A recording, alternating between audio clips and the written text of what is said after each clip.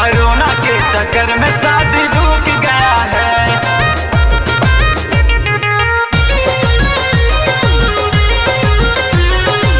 NS music studio बोध गया। Music by बिपिनेश प्रेमी।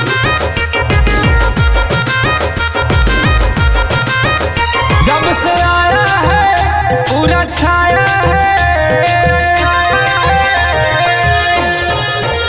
जब से आया है पूरा छाया है। चाइना से एगो वायरस साला छूट गया है। कोरोना के चक्कर में शादी रुक गया है। कोरोना के चक्कर में शादी रुक गया है। बीबी से भी मिलने का मौका चूक गया है। बीबी से भी मिलने का मौका चूक गया है। कोरोना के चक्कर में शादी रुक गया है। कोरोना के चक्कर में शादी रुक गया है।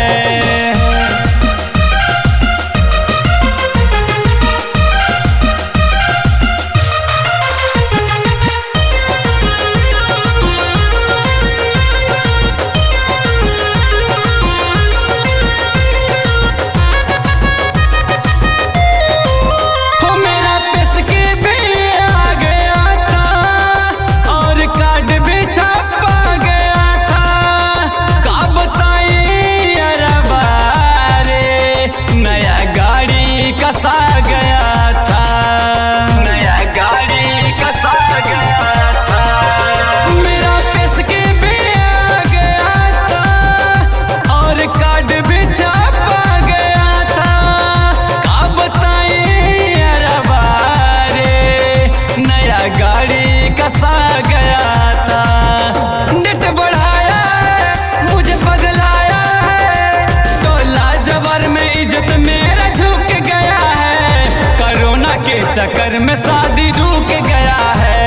कोरोना के चक्कर में शादी रुक गया है। बीबी से भी मिलने का मौका चूक गया है। बीबी से भी मिलने को मौका चूक गया है। कोरोना के चक्कर में शादी रुक गया है। कोरोना के चक्कर में शादी रुक गया है।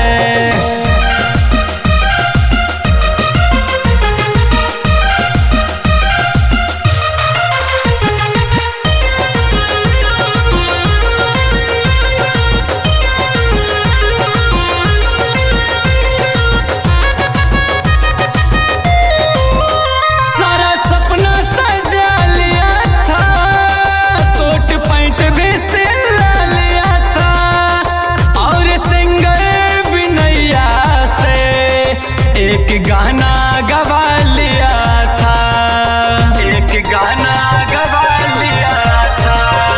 सारा सपना सजा लिया था, कोट पैंट भी सिला लिया था। और सिंगर बिनैया से एक गाना गवा लिया था। जब से सुना है दर्द दूना है, यह सोची सोची मुँह मेरा सूख गया है। कोरोना के चक्कर में शादी रुक गया है। कोरोना के चक्कर में शादी रुक गया है। बीबी से भी मिलने का मौका चूक गया है। बीबी से भी मिलने को मौका चूक गया है। कोरोना के चक्कर में शादी रुक गया है। कोरोना के चक्कर में शादी रुक गया है।